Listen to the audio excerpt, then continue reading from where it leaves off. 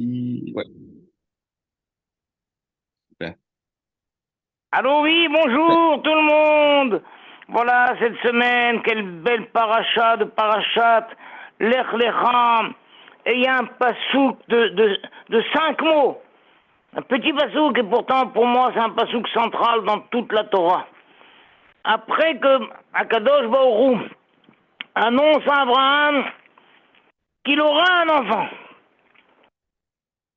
et que de cet enfant sortiront une quantité incroyable, une descendance incroyable, euh, aussi nombreuse que les étoiles, si ce n'est plus. Et ainsi sera sa descendance. Le passouk nous dit en 5 mots, Vehemin Bashem, Vayacheve Alot Tzedaka.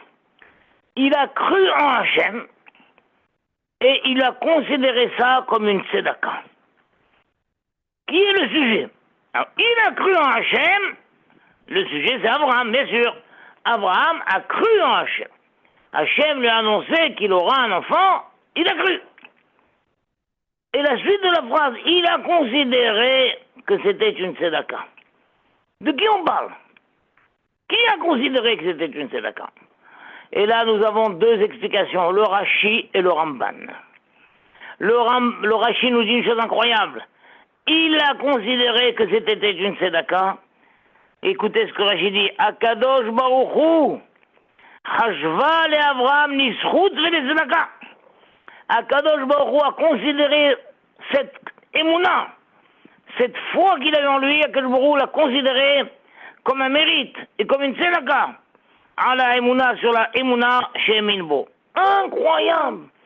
Hachem est tellement modeste, la anava d'Hachem Itbarach. Hachem annonce à Abraham, après des années de mariage, et il s'est rendu compte que Sarah était stérile. Hachem lui dit, t'inquiète pas, je te promets que tu auras un enfant. Eh bien, Abraham n'a pas sourcillé. Il a cru, il a dit, Hachem, je te crois. Je te crois. Et Hachem lui a dit, eh ben, je considère cette émouna, sans condition, je te considère ça comme si tu m'avais fait une tzedaka. C'est comme si Hachem disait à Abraham, merci de me croire. Merci de me croire.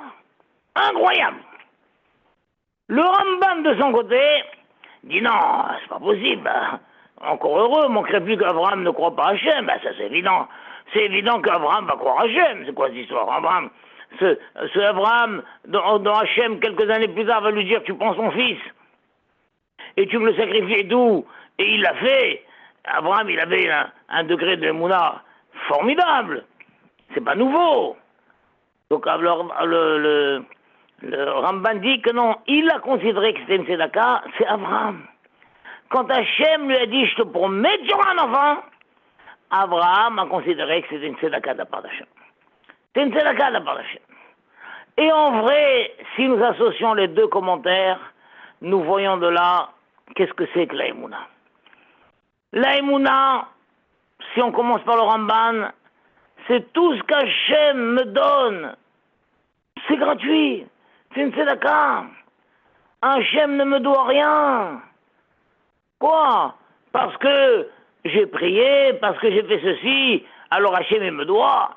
Des fois les gens disent, bah avec tout ce que j'ai fait, hein, c'est pas normal, hein, tout ce qui m'arrive et tout. Mais Hachem ne te doit rien, mon ami.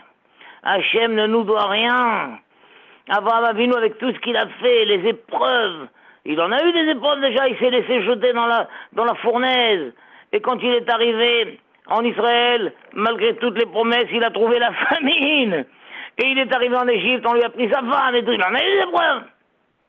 Donc quand Hachem lui dit, je te promets que tu auras un enfant, Abraham, au fond de lui, aurait pu dire, bah, encore heureux.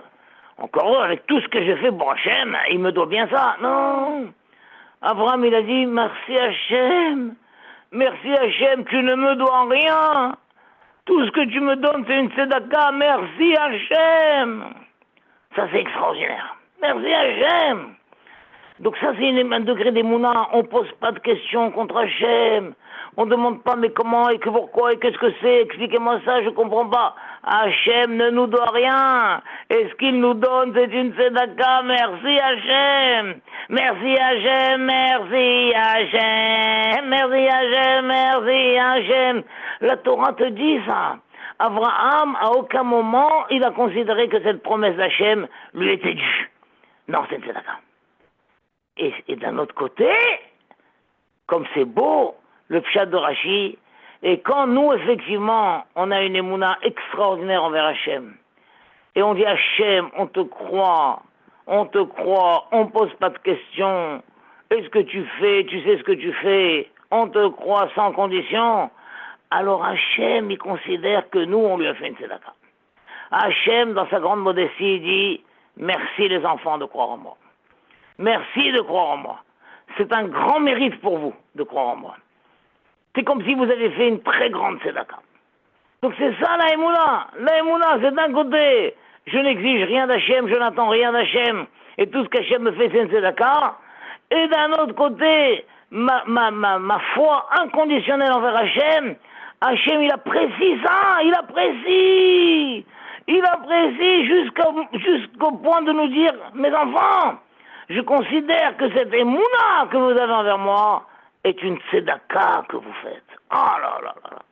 Et donc effectivement, nous vivons des événements incroyables. C'est les événements de la fin des temps, Be'ezrat Hashem, de la fin des temps. Et plus ça va aller, plus les événements vont se resserrer et vont exiger de nous une grande émouna. Une grande émouna. Tel que le tzaddik Habakouk avait dit, le tzaddik vivra avec sa émouna, ça fait allusion à la fin des temps. À la fin des temps, la midda essentielle, ça va être la midda de la émouna. Et donc plus ça va, les événements vont se resserrer et vont exiger de nous une grande émouna. Et grande émouna résumée en 2 mots, c'est que quoi qu'il arrive, on n'a aucune exigence envers Hachem, aucune question envers Hachem. Tout ce qu'Hachem nous fait, c'est du tzedaka. Il ne nous doit rien. Merci Hachem, merci Hachem. Et savoir que Hachem est conscient qu'on est des êtres humains. Et quand Hachem il voit qu'on a une émouna incroyable envers lui, incroyable, inconditionnelle envers lui, Hachem nous dit, mes enfants, bravo. Mes enfants, merci.